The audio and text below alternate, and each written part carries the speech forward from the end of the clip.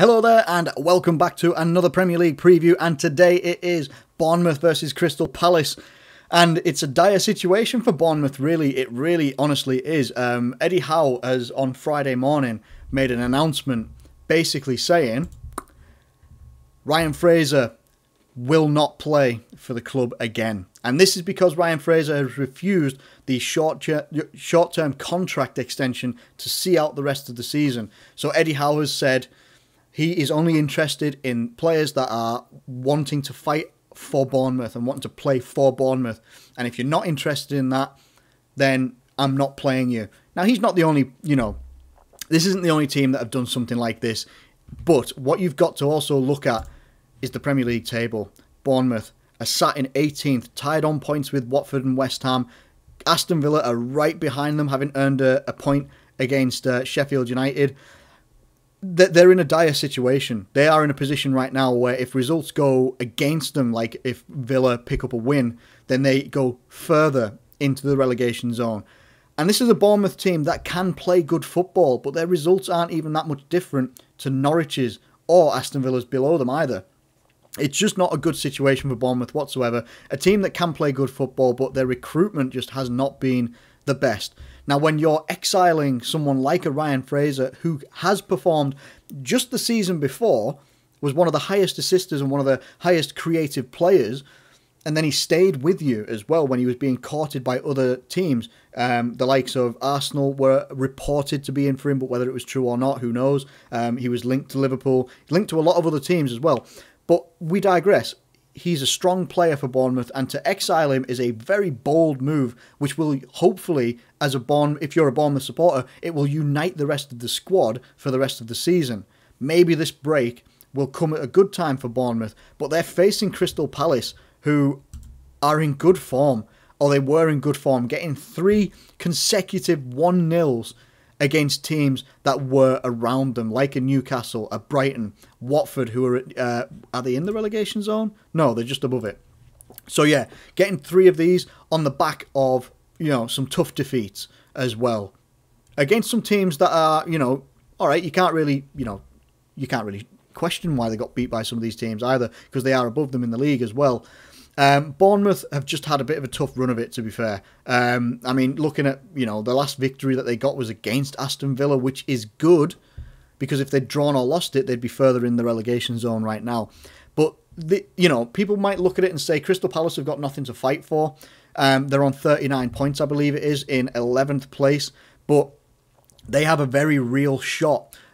If they pick up the victory and other results go their way, say if Arsenal don't pick up a win, Tottenham don't pick up a win, they could actually find themselves in 8th position. This is Palace.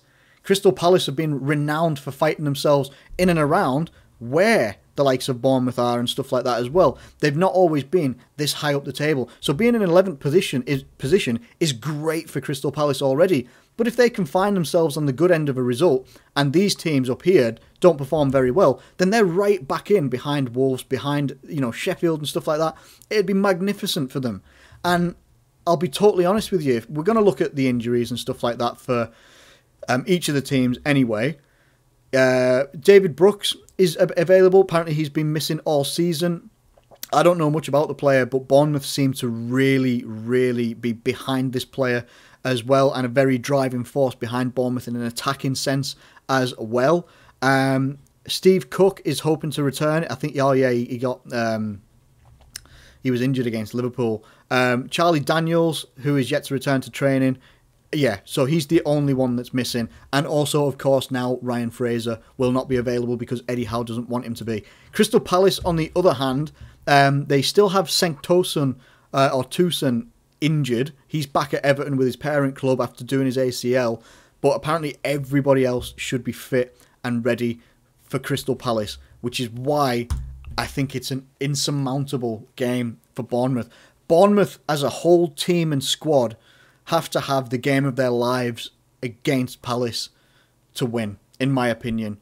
I think the Crystal Palace will hold a little bit too much quality over Bournemouth. I think that Bournemouth as a club are just a little bit disjointed, and I think that this is where their lack of quality recruiting over the years, that since they've been in the Premier League, that when Eddie Howe brought them in, since they've been in, their lack of high quality, maybe even high expenditure transfers has now caught up with them. And this is the season where it could be the time where Bournemouth actually go down. It'd be a shame. I've got nothing against Bournemouth. Bournemouth play some good football. They've always played some nice football as well, but they're a little bit like Norwich in that respect. They play nice football. They haven't necessarily got the killer edge to kill games off. They can score goals. You can see they've scored against Liverpool, scored against Villa. Well, they won against Villa, scored against Arsenal, scored against Chelsea. They can score goals. They can't close out games. On the flip side, Crystal Palace kept 3 clean sheets in a row, scoring 1 goal. But if they've got a fit and firing squad, I think this will be a 2-0 victory to Crystal Palace. I just can't see any other way. It'd be a shame to lose Bournemouth to relegation. It would, but I think Palace are doing it themselves very, very well. And the fact that they could be in and around this sort of area by the end of the weekend is nothing short of a great job done by Roy Hodgson. So I'm going for a 2-0 victory for Crystal Palace in this game. Let me know what you think in the comments below. Thank you ever so much for watching this video. If you have enjoyed it, please do like it and subscribe if you're new around here. Thank you once again, and I'll catch you later.